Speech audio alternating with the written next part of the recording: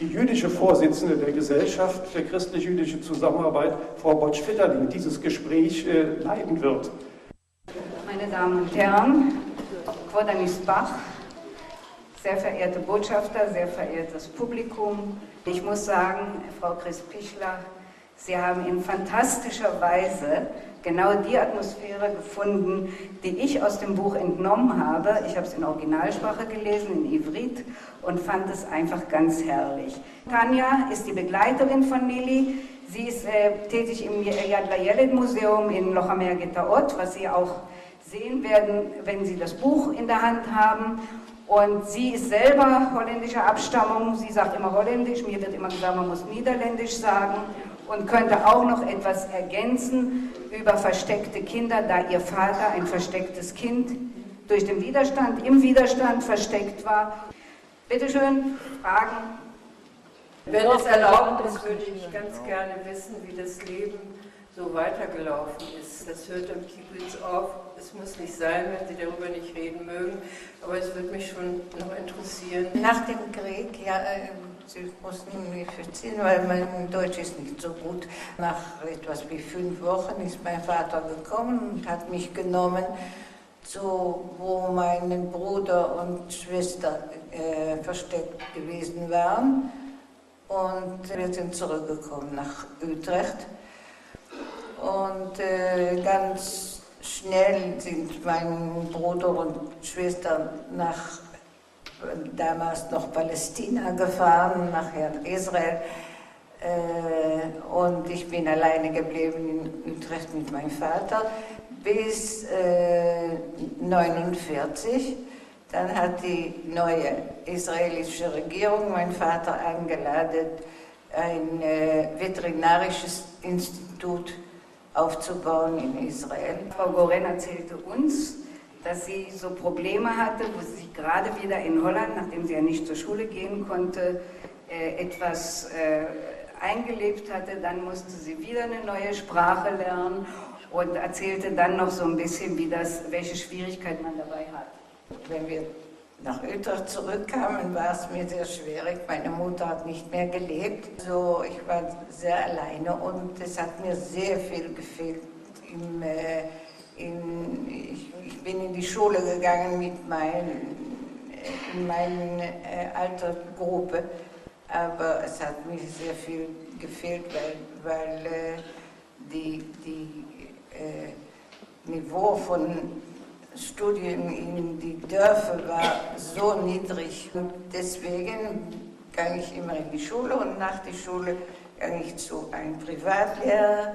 Und ich konnte nichts tun. Ich habe mich auch schrecklich dumm gespürt in die Schule. Ich habe wirklich keine Jugend gehabt damals. Und dann auf einmal, ich war schon mit dem Lernen okay und dann habe ich angefangen mitzutun mit allen Kindern und gelebt wie wirklich ein normales Kind für etwa ein paar Monaten. Und dann ist mein Vater gekommen und hat gesagt, wir fahren nach Israel. Das hat mir überhaupt nicht gefallen. Ich wollte überhaupt nicht. Endlich war eigentlich ein normales Kind, der Sport machte und Theater und Musik. Und jetzt fahren wir nach Israel. Was ist denn das?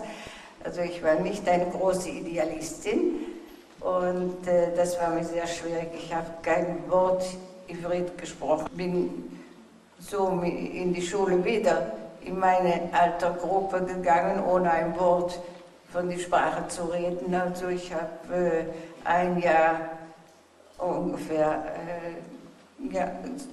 in die Klasse gesessen, ohne etwas zu machen, weil ich habe nichts verstanden. Dann, das war mir genug.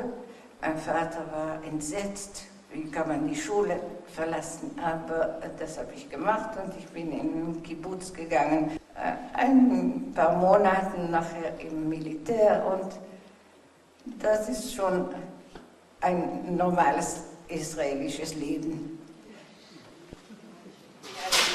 Büchlein von Frau Goren sind in dem Museum der Ghetto Fighters, also in dem Widerstandsmuseum in Israel gelagert. Da hat sie zur Verfügung gestellt, sodass Kinder daran arbeiten können. Und sie stellt sich zur Verfügung, auch heute noch, als Zeitzeugin für israelische Kinder, gibt Antwort auf Briefe der Kinder und beschreibt das auch. Tanja, kannst du kurz mal über die Funktion von den Sadnaot, von den Workshops in dem Museum erzählen?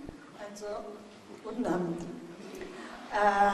Das Haus der Ghettokämpfer hat einen ganz besonderen Teil, die einzigartig ist in der ganzen Welt. Und das ist gewidmet an die Schicksal der Kinder, die umgekommen sind, jüdische Kinder, aber mit einer Weise, wo die Geschichte von überlebenden Kindern erzählt wird. Die Kinder, wenn sie in die Ausstellung gehen, das sind sehr junge Kinder, 5. bis 7. Klasse. Die kommen dann rein, schauen sich die Ausstellung an und dann gehen sie in 3 verschiedene Kunsträume. Eine geht um Kreativschreiben, das zweite geht um Drama und Musik und die dritte ist Malerei. Also die Büchlein sind in dieser Kreativschreibenraum. Dann gibt es die Gelegenheit, in kleine Büchlein, die total leer sind, die Frau Gorin dann wieder zu schreiben und Fragen zu stellen. Sie hat dann die Aufgabe, jeder Kind eine Antwort zu schreiben. Das macht sie auch sehr traurig. Es gibt viele Kinder, die, wenn sie dann als ältere Schüler wieder ins Museum kommen, die dann sagen, ich habe eine Korrespondenz mit die Frau Gorin gehabt. Ich wollte am Anfang eigentlich nicht, dass man die Büchlein von meinem Vater in dem Museum zeigt. Ich habe gesagt, das ist nicht interessant für andere, das ist ja etwas Persönliches, es ist mich nichts geschehen, also das ist nicht eine interessante Geschichte. Und von dieser Korrespondation mit den Kindern habe ich gelernt, dass es eine gute Idee war, die Büchlein ins Museum zu geben, weil viele Kinder, sie schreiben mich viele Fragen und interessante Fragen, und viele Kinder haben mich geschrieben, dass sie so froh sind, die Buchlein gesehen haben, weil sie wollten nichts wissen von Shoah, von Holocaust. Und dann kommen diese lieben Bücher und das ist ein bisschen komisch und ein bisschen warm und sie auf einmal verstehen sie mehr. Das sind Kinder, so wie wir Kinder sind. Und sie fragen mich, wieso konntest du leben ohne deine Eltern? Was hast du gemacht?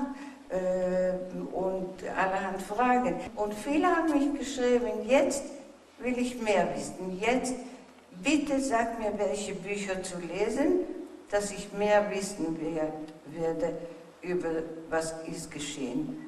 Also was noch wichtig ist, dass die israelischen Kinder ein Gefühl hat bekommen in Israel, dass die ganze Welt gegen die Israelis ist, die jüdischen Israelis. Und plötzlich kommen diese Büchlein und zeigen ein anderes Bild, wo es Leute gab, die bereit waren, 3 Mann diese Familie zu verstecken. Das ist nicht so einfach und da gehen sehr viele Gespräche über das Mut von diesen Leuten, ein ganz fremdes Kind oder 2 oder 3 Menschen, die sie nie gekannt haben, ins Haus reinzunehmen, in das ganze Familiengefahr zu bringen, Kinder, Verwandten, Nachbarn und alles anderes. Also das bringt wieder eine ganz, ganz neue Ebene zu diesen Gesprächen mit den jungen Kindern, die sehr wichtig ist für uns Israelis. Als Beispiel, das kann auch anders.